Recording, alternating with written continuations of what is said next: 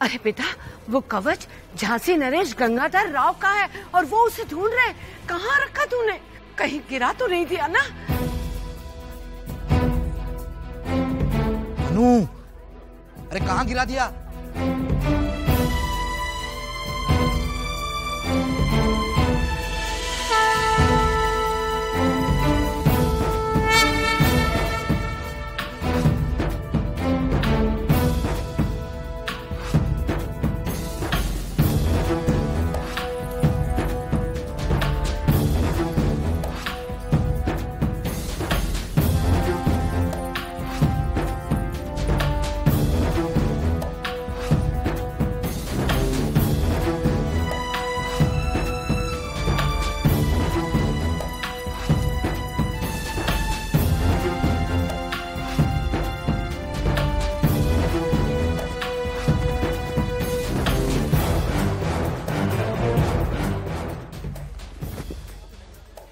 मनु, मिला? हाजी साहब, कुछ देर पहले यही मेरे गले में था और अब पता अरे नहीं। याद कर, कहाँ गिरा दिया तूने? देख, ढूंढ।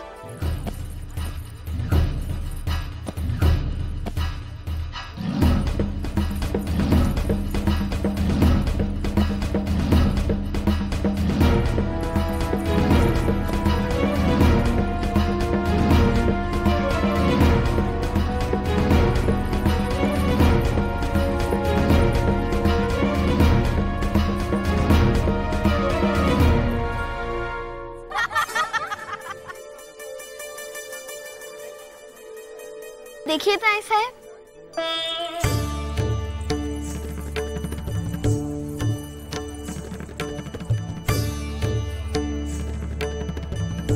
हमारी बेटी के हाथों में मेहंदी कितनी सुंदर लग रही है। फिर तो मैं पुरस्कार भी मिलना चाहिए। अवश्य।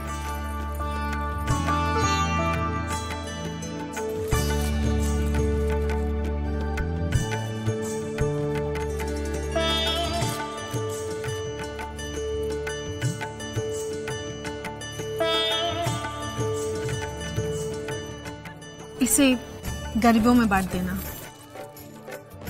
हमारी बेटी अब थोड़ा सा विश्राम करेगी। आप सभी लोग शाम को आइएगा। आओ बेटा। बाबा, मैं तो स्वयं ही नहीं समझ पा रही हूँ कि वो कवच कहाँ गिर गया होगा। मनु, तुझे अभी तक आभास नहीं है? वो कवच झांसी नरेश का है। उनकी स्वर्गवासी पत्नी ने उन्हें दिया था। उन्हें अत्यंत प्रिय है वो, और उन्होंने इसी महल की किसी कन्या के गले में वो देखा है। परंतु बाबा, वो कवच तो हमें गंगा मैया से मिला था। अरे मिला होगा, परंतु अब कहाँ है? ढूंढ उसे। इससे पहले कि श्रीमंत सरकार काशी नरेश को बारात लाने के लिए निमंत्रण पत्र भिजवाएं, उस कवच का मिलना अति आवश्यक है, अन्यथा बात बहुत बढ़ जाएगी। हे देवा,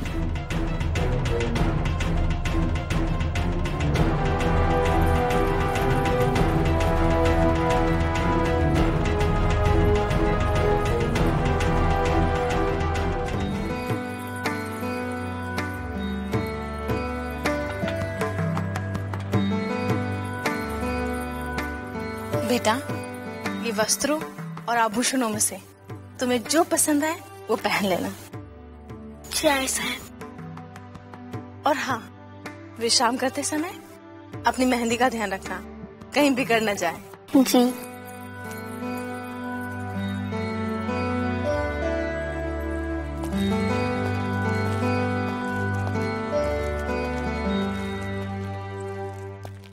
इंदु बेटी, आओ। यहाँ बैठो। अब वो समय आ गया जब तुम उनसे दूर हो जाओगी।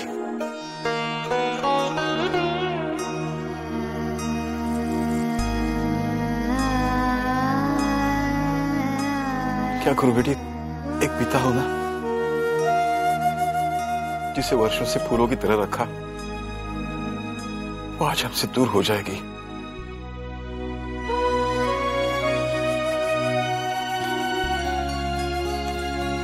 और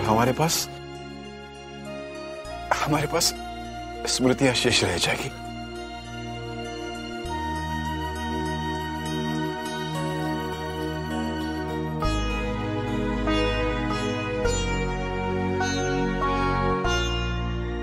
ईश्वर का लाख लाख धन्यवाद।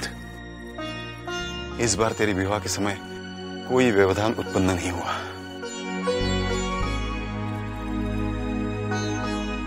यदि ऐसा होता तो हम जीवित नहीं रहते। हर कन्या एक न एक दिन अपने पिता से अलग होकर एक नया और सुखमय जीवन शुरू करती है।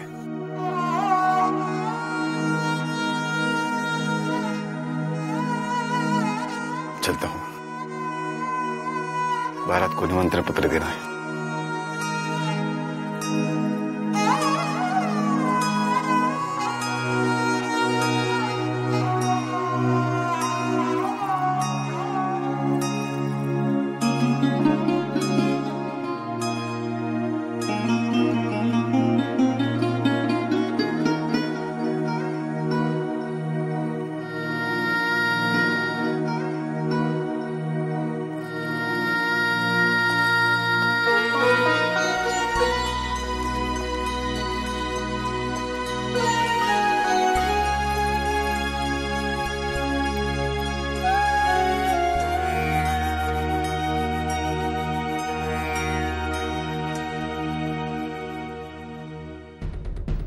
दोबारा ढूंढते हैं, शायद मिल जाए।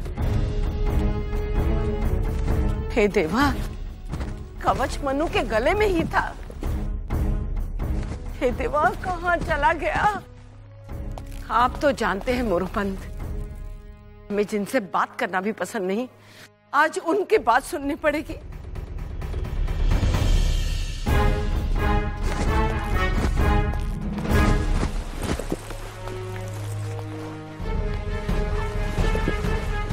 साहब,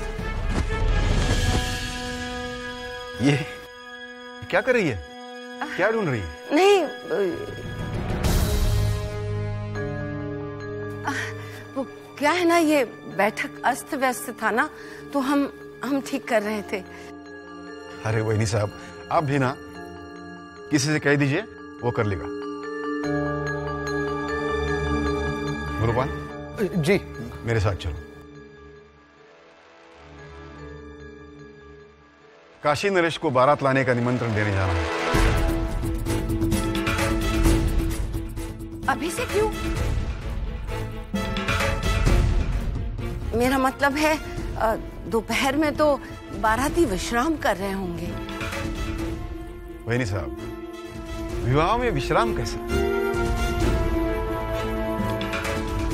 अब ये सब कुछ छोड़िए और अपनी तैयारी कीजिए। हाँ मोरोपंत, पंडित जी से मिलकर फेरों का शुभ मुहूर्त तो पूछ लीजिए, ठीक है? जी श्रीमान सरकार। देवा, ये अनर्थ ना होने देना। मेरी लाश रख ले प्रभु।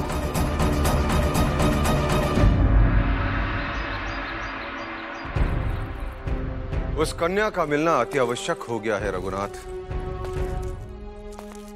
अब तुम्हारा केवल यही काम है कि किसी भी तरह कवच को प्राप्त कर दे। महाराज, हमने मोरोपंत को अच्छी तरह से समझा दिया है। वो निश्चित रूप से उस लड़की को ढूंढ लेंगे। यही उन सब के लिए उचित भी होगा। ऐसा कैसे हो सकता है कि महल में एक लड़की हमारा कवच पहन के घूम रही है और महल वालों को पता तक नहीं? क्या बात है महाराज? मधुपक्ष की ओर से बारात नियंत्रण की प्रथा आरंभ होने जा रही है। काशी नरेश आपकी प्रतीक्षा कर रहे हैं। ठीक है, तुम जाओ।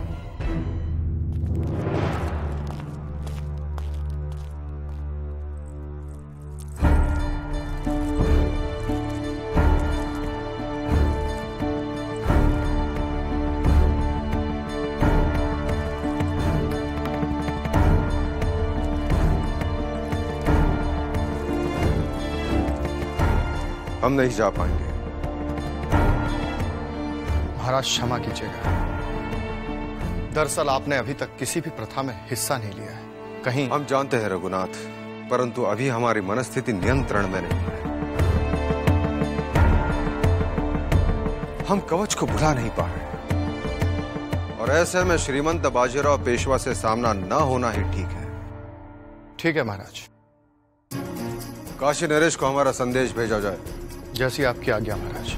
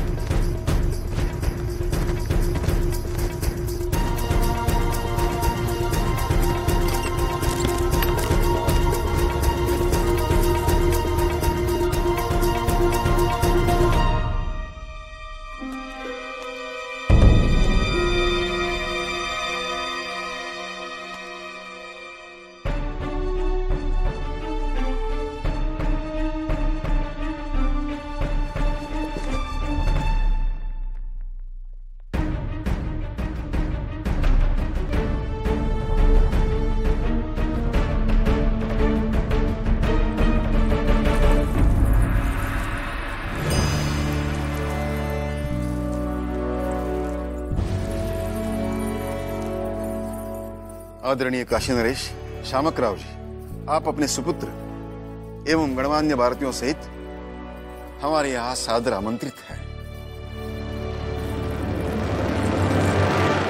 अभी ये निमंत्रण अपने पास ही रखिए।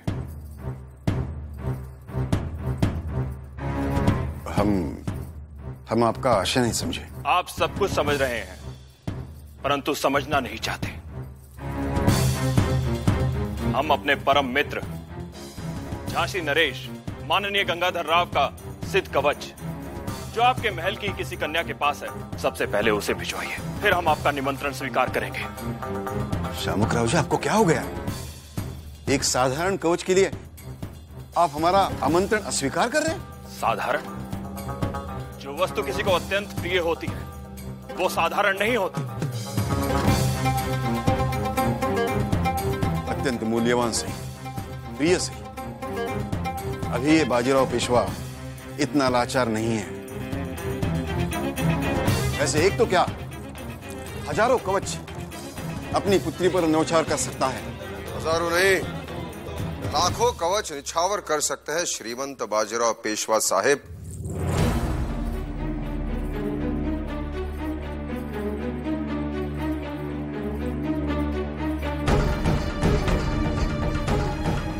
परंतु असीम प्रेम, श्रद्धा और भावनाओं से ओतप्रोत सिद्ध कवच को अंग्रेजों से पाई पेंशन के टुकड़ों से खरीद नहीं सकते।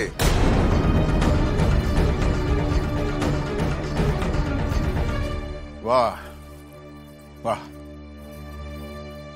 नियति भी कैसे कैसे खेल खेलती है। जिनके पूर्वज कभी हमारे दरबार में खड़े होकर थर थर कांपा करते थे, आज वही खून भरी सभा में हमारी प्रतिष्ठा को मिट्टी में मिलाने का दुस्साहस कर रहा है। हमारे पूर्वजों ने किया, उसका दंड हमें क्यों? आपका पतन हो गया, इसमें हमारा क्या दोष? आज हमारे बल से और ईश्वर की कृपा से हमारे पास सब कुछ है। सत्ता, धन, दौलत, ऐश्वर्य।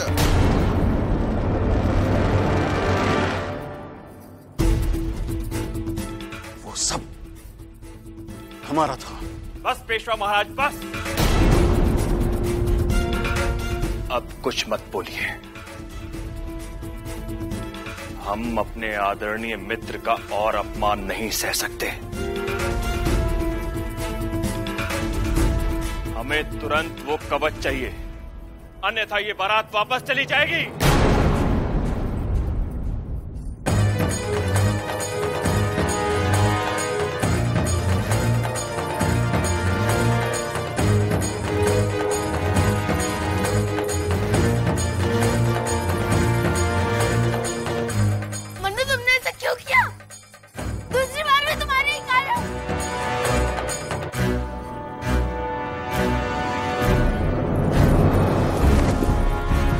इंदु दीदी,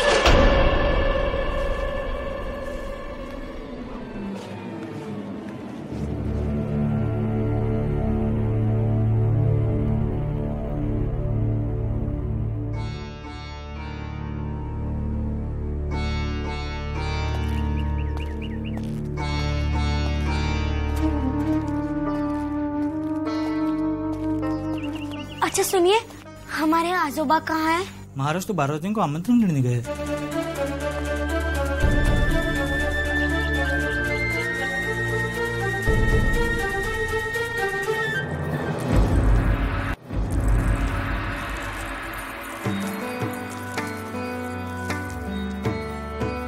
आदरणीय काशी नरेश, आप अपने बारातियों सहित हमारे यहाँ सादर आमंत्रित हैं। हमें आपका आमंत्रण स्वीकार है।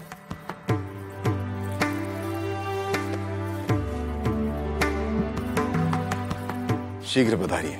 जी हम आते ही हैं। हम अपने मित्र की प्रतीक्षा कर रहे हैं।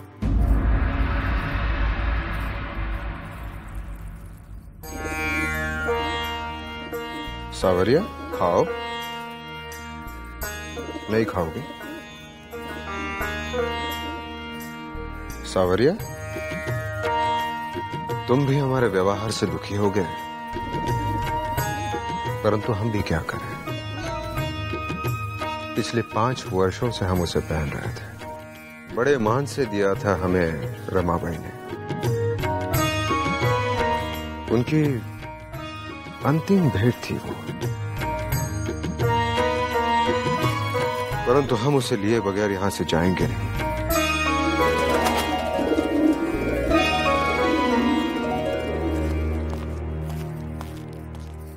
महाराज, सभी आपकी प्रतीक्षा कर रहे हैं। रघुनाथ, क्षमा कीजिएगा महाराज, काशी नरेश ने संदेश भिजवाया है कि आपकी उपस्थिति के बिना बारात प्रस्थान नहीं करेगी।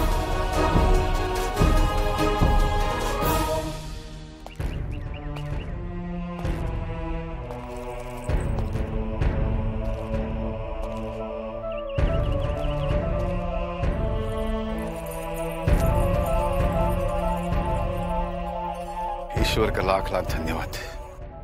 इस बार तेरे विवाह के समय कोई व्यवधान उत्पन्न नहीं हुआ। यदि ऐसा होता तो हम जीवित नहीं रहते। मन्नू, तुमने ऐसा क्यों किया? दूसरी बार में तुम्हारे ही कारण।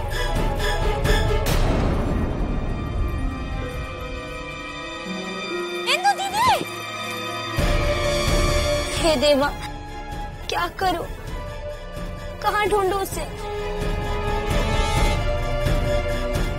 अब तो कोई चारा नहीं बचा। मुझे झांसी नरेश से ही बात करनी पड़ेगी, नहीं तो इंदु दीदी के विवाह में नहीं।